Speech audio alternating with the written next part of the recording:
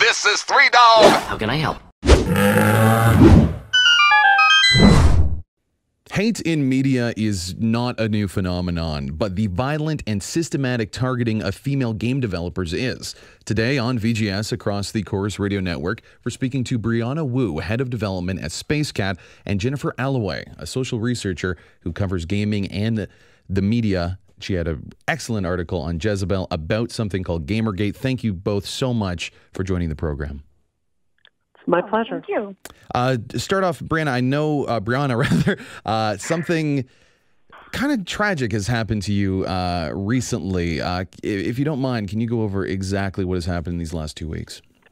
Well, yeah, absolutely. Long story short, last Thursday, I basically tweeted out a joke. A listener of my show, Isometric on 5x5, basically made a meme out of a few of my tweets. I thought it was funny. I tweeted it, and by Friday, it had escalated to death threats against me. I was actually chased out of my house. I don't know if you're able to read the level of threats that were sent to me on the air, but they're extremely graphic. They called to murder me, to put my dead body on the front page of Jezebel. They told me if I had any children, they were going to murder my children too, because they would grow up to be feminists. It said they were going to castrate my husband and make me choke on those parts and then rape me.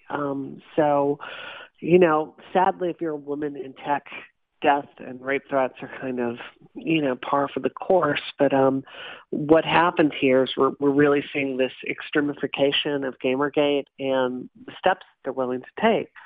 So, they sent me death threats. They chased me from my home, and it didn't stop there. On Saturday, they targeted my company's financial assets with hacking.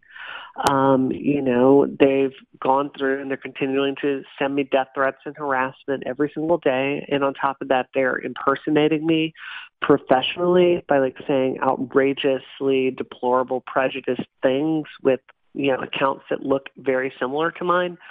They're also writing blatant lies about me and, getting these burner email accounts and sending them to prominent journalists in the industry. So what you have here is a full-on war against me for standing up to these people. And it's not just me. They've done this to my friend.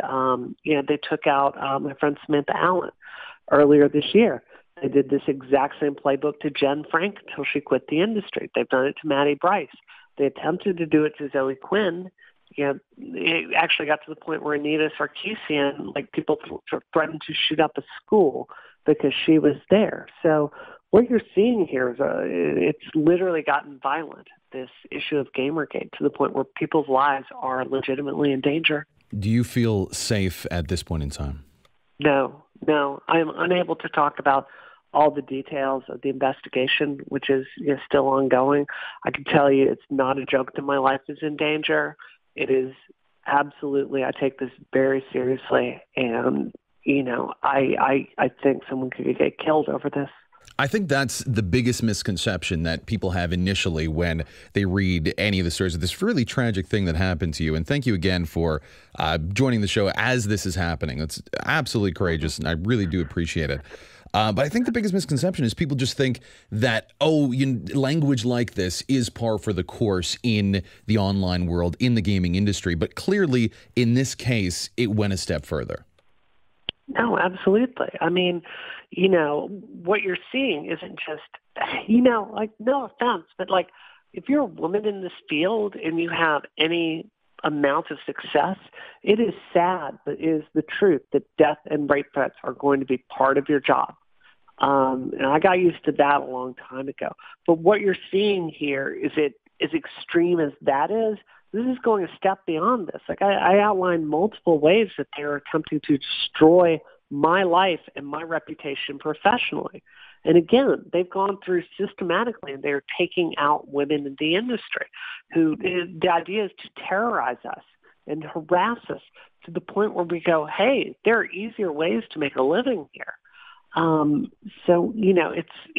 It's truly horrific. And I don't like using the phrase a war of terror against women, because I think that's a scary phrase, but I think it's absolutely accurate for what is happening here. And we desperately need the press to step up. We need, here in the United States, the website most responsible for the attacks on me and other women is 8chan.co.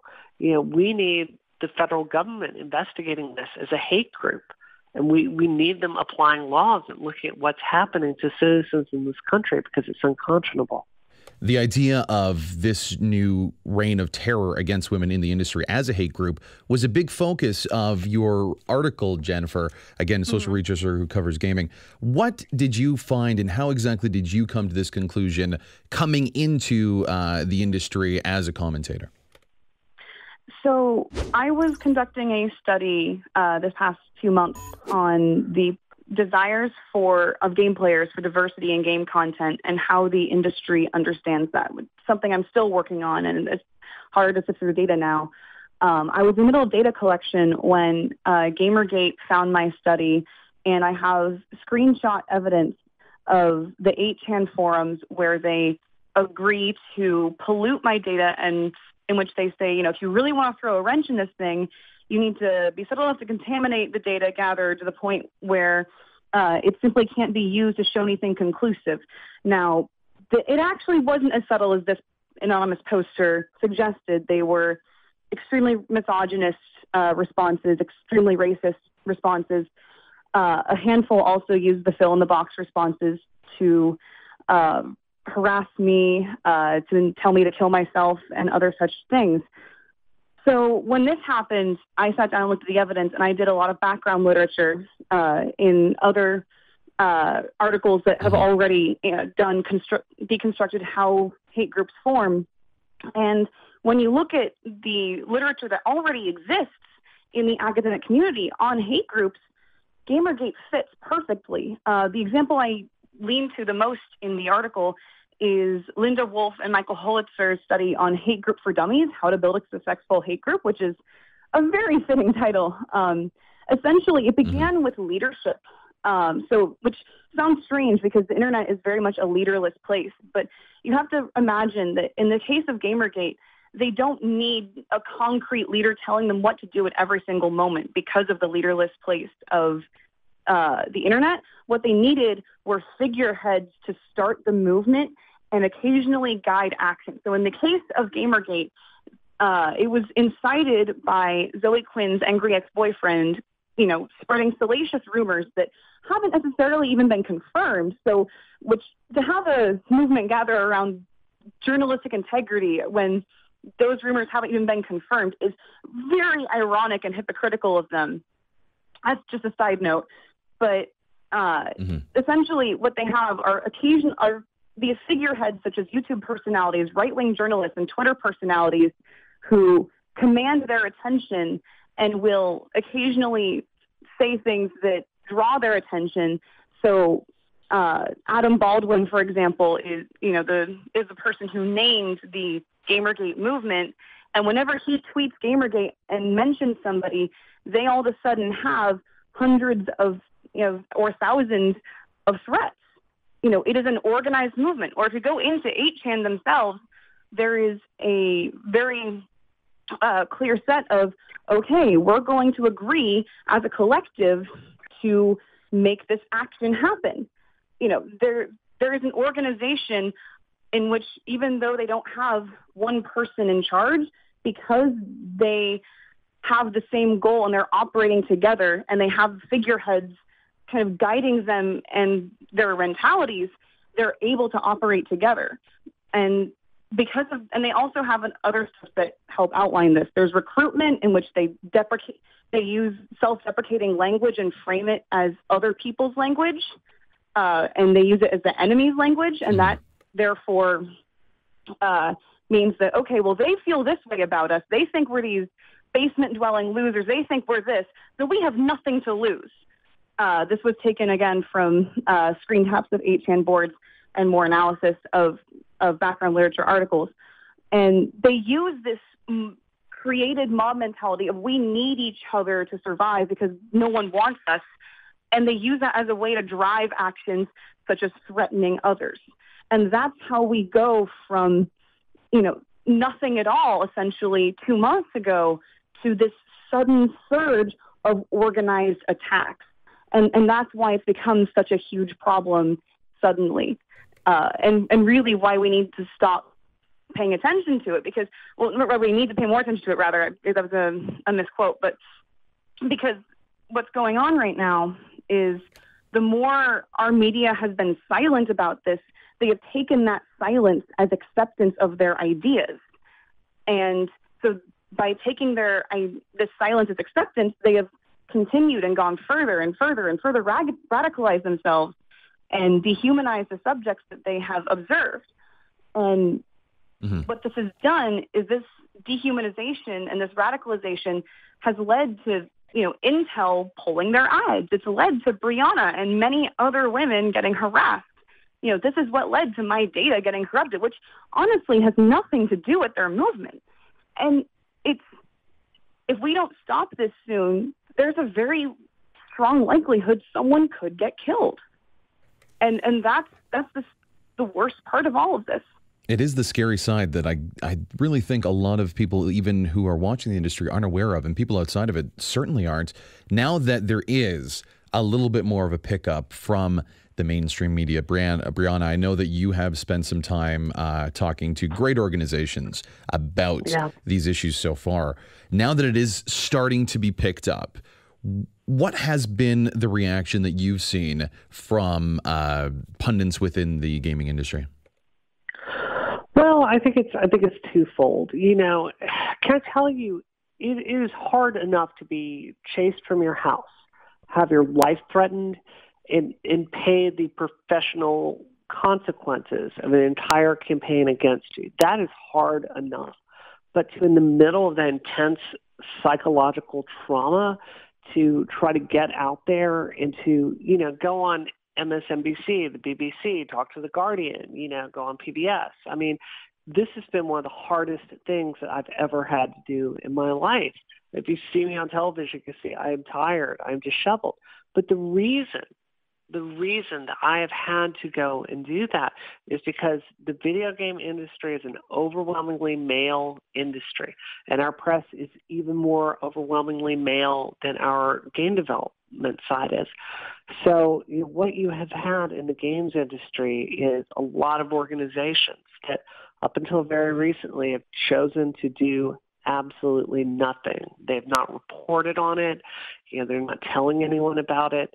And the fundamental problem here is Gamergate did not happen in a vacuum. This didn't happen just because gamers are terrible people. What has happened is for 30 years now, the entire video game industry has been a boys' club. So you have games that are made by men, marketed for men, sold to men, developed by men, led by companies of men.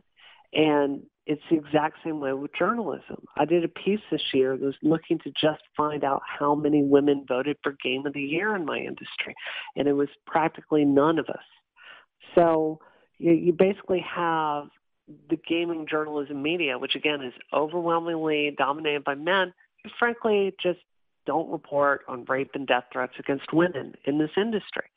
So they're finally, you asked what their response was. And what I'm telling you is their response is they're being shamed into finally covering it.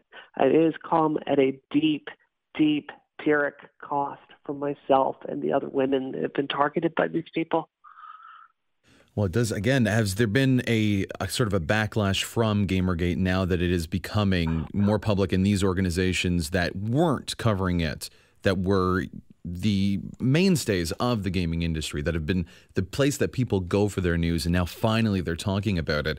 Has that new audience caused, in your estimation, from the work that you've done, Brianna, that more Gamergate aficionados are coming in and trying to attack, or have you found the result from the public to be much more uplifting and on your side? Much more uplifting. I think most people outside of the industry can look at the video game industry and tell we've got some problems with the way we treat women. I mean, may I ask, are you a gamer? Absolutely. Okay, well, so I mean, if I talk about Ivy from Soul Calibur, maybe she's not the best representation of a woman who's ever been in a game. Indeed. So I think, as it's kind of crossing over into the mainstream, I think anyone reasonable from the outside can look at this and say, like, yeah, this is kind of crazy. This is kind of messed up. So the response from the public has been overwhelmingly positive. The dark side to that is, I'm not sure about the psychology of a hate group, but I would imagine they really do thrive on this sense that the entire world is against them, and they have this bullied victim mentality. Like, I debated the owner of 8chan, the site that doxed me and caused my life to be threatened, on Huffington Post Live. It was clear there was no empathy, there was no understanding of what he'd done there. He felt entitled to do it because he felt bullied by women. So the more they feel bullied, the more extreme the tactics they're willing to go to, which is why, I would call upon law enforcement agencies in the United States to really look at these people. Jennifer, to you now, we were alluding there, the pathology of the people in these hate groups. You've written about it.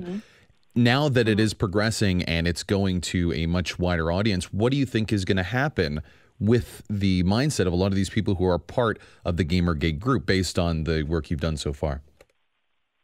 I mean, this is where it gets tricky. I think, so an article that was being passed around a couple months ago analyzing trolls, and they used the dark tetrad, which is basically people who participate in these behaviors have three main traits, so to speak. There's sadism, psychopathy, and Machiavellianism. This is an article you can find online. It's really interesting. And you can find a lot of this within the Gamergate community as well. And it's hard the problem is a lot of people who feel committed to Gamergate feel too committed to back down now. And part of why I took the approach I did to writing my article was because I hoped that by writing the article, they could look in the mirror and step down. Now, obviously, this is a lot more complicated, but my hope is that, earlier they were gaining traction because major publishers were listening to them, right? So Intel pulled their advertisements from Gama Sutra because of their complaints, and they are done such work with other advertisers as well. And so they felt like they were getting attention. And so I think that it honestly comes down to what major corporations and organizations do. If we have a large number of major corporations and organizations that refuse them what they want and show their open support for our movement, I think that ultimately, if they suffer enough publicity blows, ultimately the movement itself will have to die down eventually. Hopefully, my fear is that they might radicalize even further, and the people who are left at the end might do something drastic. And I certainly hope that doesn't happen. But my hope is that as more support overwhelmingly comes out in favor of the women in the game industry, we are going to see them diminish. A speaker came to our campus a while ago and discussed hate groups in his research, and he discussed how hate groups seem to spike in times of greatest social progress. And I think that if anything else, this is evidence of that. We'll start with you, Brianna. What do you believe Gamergate wants? I think that I think they're not really aware of themselves, and it's clear that the consequence of what they're doing is destroying women. And I think if you go to 8chan.co and you look at what they're talking about, there's this cognitive dissonance in them. Like, they hate what they call SJWs. They hate social justice warriors, which basically means feminists like myself, women fighting for equality there. In their mind, they see this bifurcation between women and like supporting women as a whole, which they feel like they do, and like vehemently attacking and destroying women that stand up for equality there. So I think very generally speaking, they completely lack empathy, and they want to destroy anyone that kind of, fights for what they perceive as the enemy. So in their mind, they hate the fight they hate the objectives that Anita fights for, that I fight for, that Zoe Quinn fights for, that Lee Alexander fights for, which is kind of raising consciousness on how this industry treats women. I also think my friend Lee Alexander of Gama Sutra, she wrote a piece kind of analyzing the end of gamer identity. I loved this piece, and I identified with that piece, but I think it was a terribly, very, very damaging moment for the movement there, because I think what it did was it radicalized these people because they felt their identity was under attack. I was born in Mississippi. I once met Trent Lott, and he was telling me about this poll that they took in Mississippi during the Civil Rights Movement. And this poll had one single question. They were trying to figure out what kind of political message they could use to really amp up people's feelings. And this one question that tested off the charts was, the Democrats want to come and take away your culture in the South. That tested off, just went through the roof. And I think in that same way, Lee Alexander wrote this piece that was basically like, the women want to come and take away your culture. We want to take away your games. Mm-hmm. And I think it scared them and it radicalized them. So I think they see themselves as noble warriors for this cause of protecting the status quo. And I think they completely lack empathy or understanding of the consequences of what they're doing to women in this field. Jennifer, anything else to add regarding what Gamergate's aims have been, what they've represented, and what they've said to the media? I was digging through their 8chan posts a while back, and I noticed someone saying, guys, our hobby is at stake. And that's ultimately a lot of what Brianna was saying, like what they're driving for. They have this gut fear that if these feminists are allowed to stay, and if gaming journalism keeps talking about these feminists, that, our games are going to stop having these dudes, and, we have to start, abiding by diverse content in games, and, oh God, we're not going to have boobs in games anymore. Like, they have this idea in our heads that, diversity in games is bad because they're no longer going to be a part of the gaming community. Mm-hmm. That clearly, because no games will ever cater to them ever, which, by the way, is completely false. Like, this idea that their hobby is at stake is this false narrative they have constructed for themselves because they feel like they themselves are outcast. Because for so long, because gaming, maybe 30 years ago, I guess it was a hobby for outcasts. I can't say I would, but, Mm-hmm. Now it's become part of mainstream culture where everybody can game, and it's kind of become a whole new medium. And now that everyone can game, games are becoming so much more inclusive. Like, there's still some work to be done, obviously, but there's a push for that now. And they don't feel like they're welcome in this space anymore, because even though they are, basically, because they fit, the overwhelmingly mm-hmm. Gamergate fits this idea of, the straight white male. And so they fear that, okay, we're going to have now is this matriarchal game mm-hmm. content. And that's not what's going to happen, by the way. And it's just, they take this idea of our hobby is at stake, and then they decide to threaten our lives. And that's the most I can pull from their motivations. They feel like they're about to lose something that they feel defines them, and so they decide to fight against what they feel is threatening it, and to whatever they feel is threatening it, they feel that it's us, which is problematic. To say the least. Yeah, so we have, from what we've been able to talk about today, at least identified the issues of what is happening and the really terrifying ramping up of behavior from people in this sort of group. What do we do, I guess now from an industry perspective, Brianna, what should be done to ensure that this ends? What do you suggest as for people who are working in the industry? What do they do? What should they do?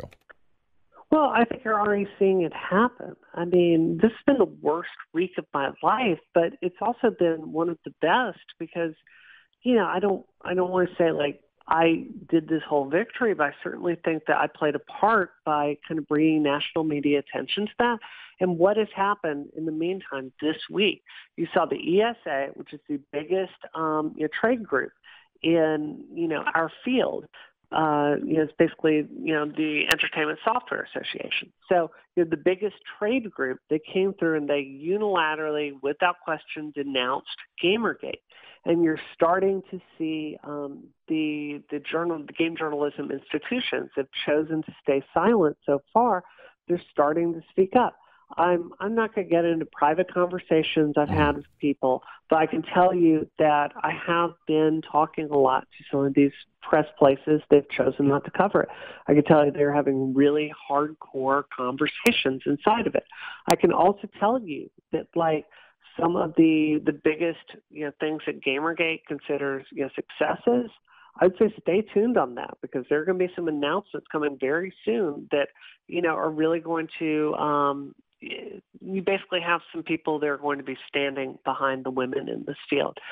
So what I guess I'm saying is I think we have to marginalize, I think it's two things. I think we must marginalize these people as gamers. You're a gamer, I'm a gamer.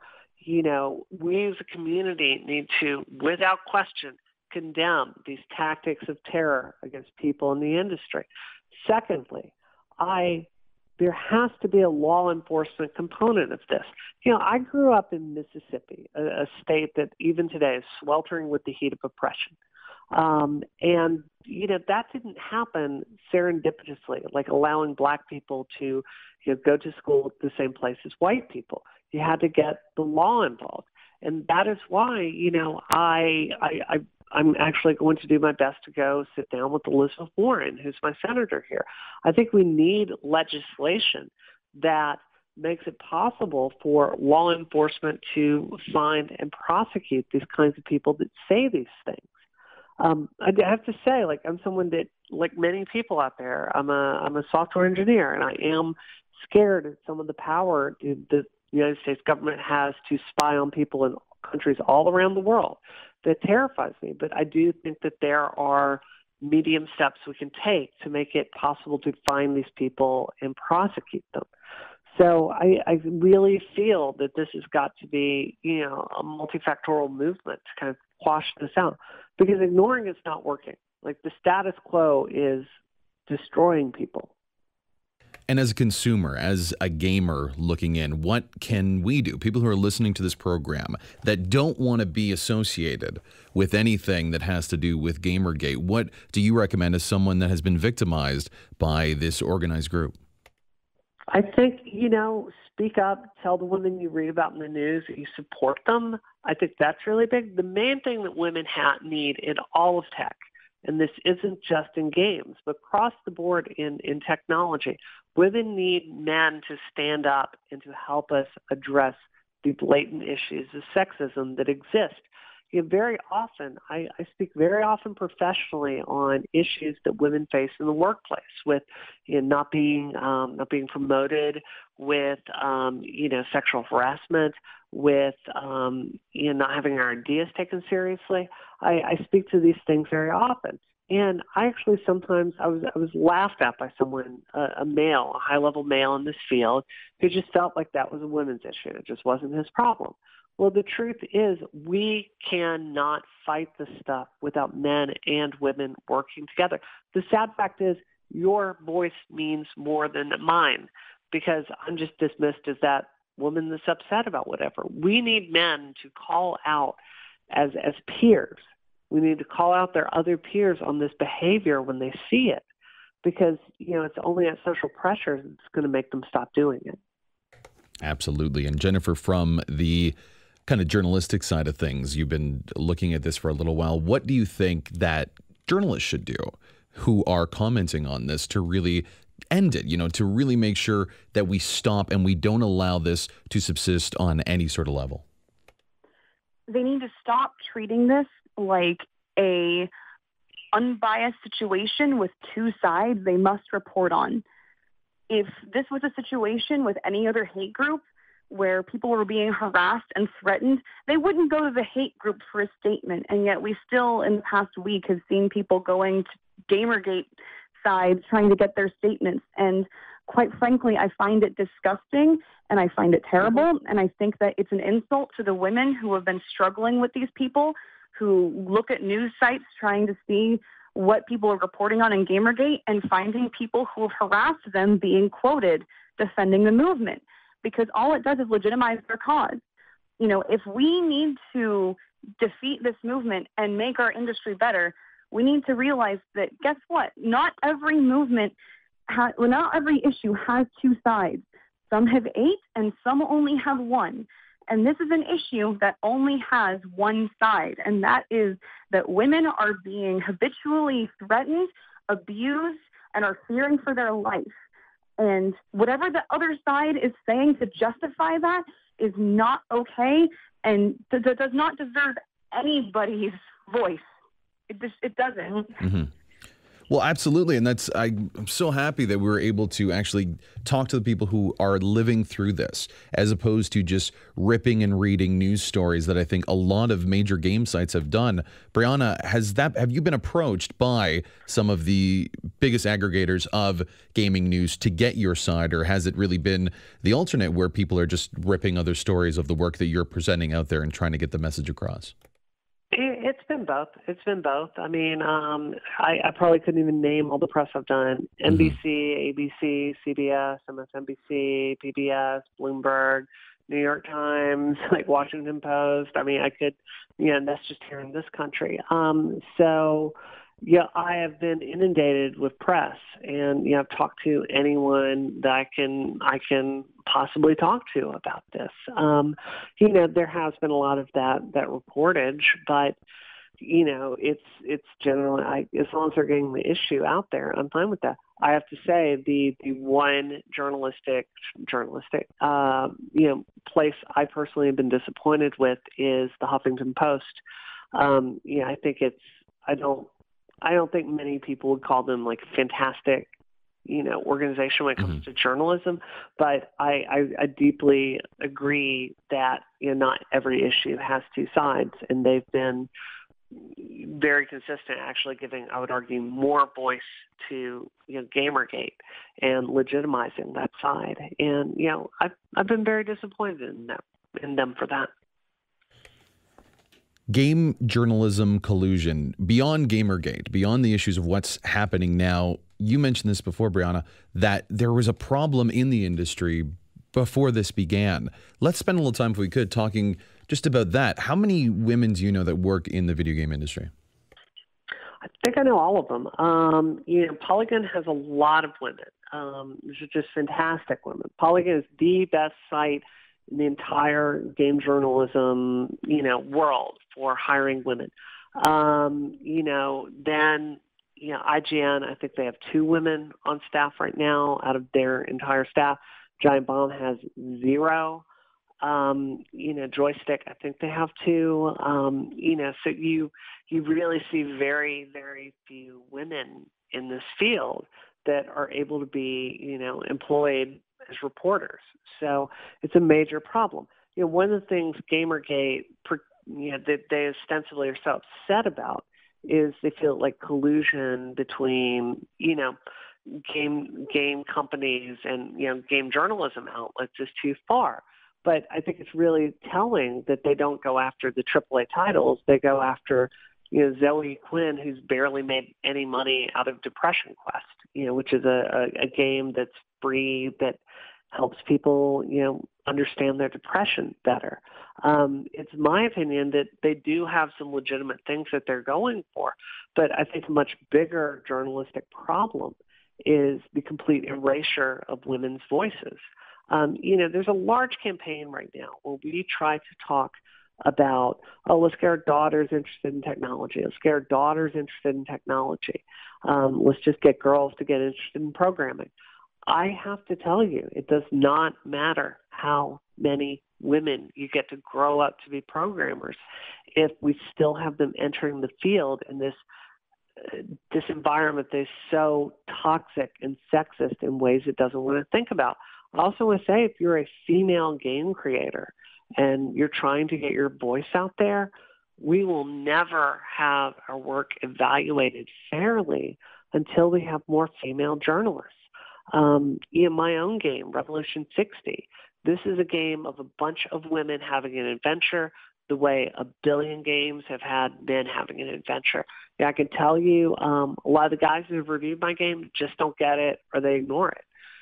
So, I would actually argue myself that the erasure of women in the critique of games by the major corporate games journalism media is a huge problem ethically and just in the validity of the coverage. And Jennifer, why do you think that is the case, that an industry like this is so overwhelmingly male? Well, I think that it comes back to the roots of the industry, that when it first formed, it was not marketing enough towards women, like the games themselves were not marketed enough towards women, and that it started as a male industry. And unfortunately, they did not do enough to fix that.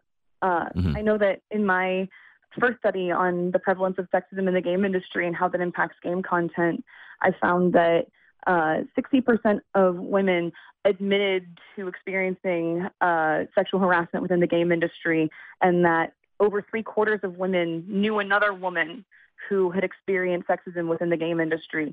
And so I think that a lot of where this comes from is just the idea that if we are if the industry starts out only making things for other men are going to play these games initially, and then they're going to go into the industry, and it creates this cyclical culture in which the institution of the game industry and the institution of content and the institution of culture all feed into one another. And we're only now, in the past really 10 years, I would say, firmly challenging that. And I think that there's been smaller challenges on the way that have really shifted that. And, I really admire all of the women who have been in the industry with these very lengthy careers, who have really been a part of that shift for much, much longer. But I think that it's not necessarily, I think the culture that has manifested there is still in existence. And I think that it's going to take much longer for that to fully start relieving itself, because it has such a strong basis in the game industry's roots. And Brianna, are there examples of games like yours, if you could name off some that you are aware of, that really do break the mold in that way, that are able to speak differently and reach a different target audience that, as Jennifer was saying, traditionally games that are developed don't? Yeah, absolutely. I think a fantastic example is PopCap Games. This is I have a lot of friends that actually made the game Peggle 2. And what is so awesome about Peggle 2 is it's not just a game that it's well designed. It has it's very deep if you really want to get into it, but it's very easy to pick up and play it. But there are all these signals all the way through it as you play it that send out these unconscious signals like everyone is welcome here. It's the exact opposite of what happens when maybe I play a game and a girl might, shake her, sexual assets at me in an alluring way, and the signals to me, hey, Brianna, you're actually not welcome here. We're just assuming you're a dude. And, Possibly Bayonetta 2 comes to mind. Actually, I like Bayonetta 2. Oh, there we go. I think that is, I think that's an example. I'm a sex-positive feminist, so I think the difference with Bayonetta is she owns her sexuality. She's a person. I think a lot of men, when they imagine what women think about this, I personally love looking at sexy women. What gets me upset is when women don't have agency and they're just treated as objects and not people. So I actually call this the Maddie Myers test, who is a journalist here in the United States. The question isn't if the woman is too sexy. It's just, is she a person? But to get back to your question, you said, what are some examples of games that do that? I would argue the best game ever made period, full stop. And it also happens to be excellent on this issue, which is why every single woman I know is nuts about it, is Mass Effect. Mass Effect is a wonderful, wonderful, right, see? Mass Effect is awesome because the women in that game are fully realized people.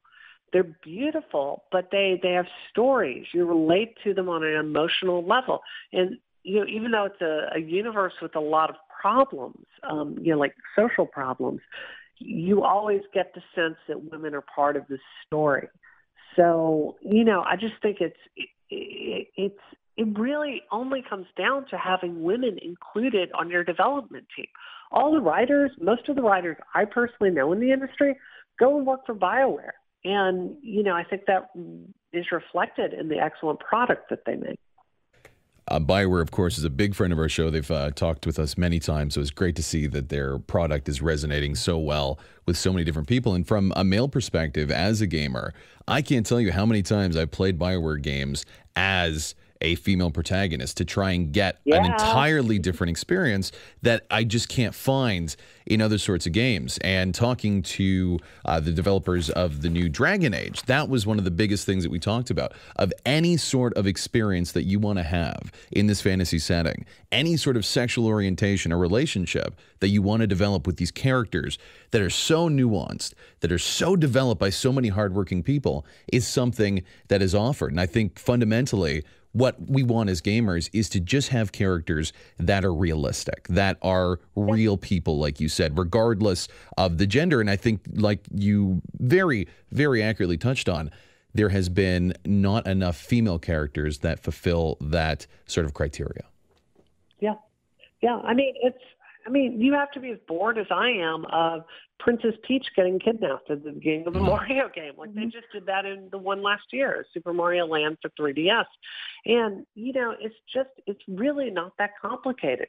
Just portray us as people, and just not an object to date / have sexual relations with. I mean, we're half of the gamer base here. And I think women are sitting here and we are thirsting for deeper, more powerful experiences. And I really think there's increasingly a disconnect in the way that women are portrayed in games and the people that play the games. And I just think with every single year, it feels like games are stuck more and more and more in the Mad Men era. Amazing. Well, one thing that you did mention on that I wanted to touch on a little bit, game journalism and some of the legitimate concerns that you believed initially some of the proponents of Gamergate had. What would be some of those legitimate concerns? Because clearly what you have been expressing here isn't so much of what, unfortunately, the Gamergate community was talking about. More realistic interpretations of characters, stronger women in-game. So what was something that did resonate with you early on that this movement had before, obviously, it radicalized and committed, like you said, this terror? Right. I think I would like to see game journalism as a whole look at their very, very, very close relationship between the people that make the games and the people that cover the games. And let me give you an example. The other day, I booted up my PlayStation, and I looked right there on the PlayStation, and there are two American journalists there being advertised on my PlayStation as I'm booting it up on PSN. And it's Greg Miller and Colin Moriarty. If you listen to their podcast, they talk all the time about their extremely close friendship and relationship with the people at Sony. So what do Greg and Colin cover? They cover the Sony PlayStation. So, you have this extremely close friendship there. In that case, with the people that cover the games and the people that report the games. For me, as a little, bitty indie game developer that has a studio that's a fraction of the size of most studios, I've had female friends in the industry say, I can't cover your game, Brianna, because that would be a conflict of interest. And I would like to see the industry examine these relationships. But let's be really honest here. Let's just completely look at this transparently. They are not going after the IGNs that are doing this. They're going after Zoe Quinn. They're going after me, going after Lee Alexander. To a certain extent, like the only man I can think of they're going after is Ben Kuchera, because Ben talks about issues of diversity and representation of women all the freaking time. So, I just want to be very careful as we're talking about this to recognize it for the pretext that it is. Speaking from a Canadian media source that doesn't always get a lot of opportunities to travel to a lot of these events, you see firsthand the relationships and the closeness of the major PR firms with certain media outlets that will spend thousands of dollars to send 3 or 4 people from the city of Toronto all around the world to talk about their games. And it's something we talked about on the show before, that there is a little bit too much of a close relationship. But from what you've expressed, that isn't what GamerGaters, as they're called, or whatever their particular name is, that's not what they have a problem with. I think that's dead on. If I write some code, I don't evaluate my code based on what I hope my code will be when I run it, because every time it would be perfect. I evaluate that code and what the outcome is. And I think the only fair criteria to evaluate what Gamergate is by what the outcome is. And the outcome right now is terror for women in the field. Thank you both so much for joining the program. Starting with you, Jennifer, could you just, if you had one message, I guess, to say to the GamerGaters and how they have affected your work and what they're doing to the industry, what would you have to say? I think I would tell them to just stop. I think Gamergate needs to seriously consider that we are human beings. We are not pieces of code by which they can earn points within their community, and that as welcome as they have felt in the community of GamerGaters, they are earning their points within their community at a price, and that whatever moral cause they think they have rallied behind, it is not happening, and it is costing a lot of people psychological safety and physical safety. And whatever that they believe in that justifies this, it is wrong. And Brianna, I know they have personally really affected your life. What do you say to the people who have done that to begin with, and then moreover to the general group? I'll tell you, I am working with law enforcement every single day to legally prosecute the people that have done this to me. And I want to let you know, for some of you, there will be consequences. And I also want to say, get some help. Most of you are not psychologically healthy people. And I can reach inside of myself and get some empathy. And I want for you to go speak to a therapist. There's something really dangerous and damaged inside a lot of these people, and they need help. And I just want to let you know, on a personal level, you guys have deeply, deeply affected my husband and me. You've deeply hurt me, and I know you don't believe I'm a person. I know you don't believe that I have feelings. I know you don't believe that that my feelings on this matter. I'm telling you, you're deeply hurting me and the other women in this field. If you have any humanity in you, I'm asking you to take a step back. Well, thank you so much for, as I said before, the courage to come out and not only talk about this, but really lead the charge against it. Again, we've spoken to Brianna Wu, head of development at Spacekat and one of the chief proponents of fighting against this, and Jennifer Allaway, gaming and media researcher, author within the industry. Thank you both so much for joining the program and giving, I think, a lot of gamers who listen to our show something to think about and maybe some changes that they can make as a consumer. I hope so. Thank you for having us on. Thank you. This is Andy Borkowski for VGS.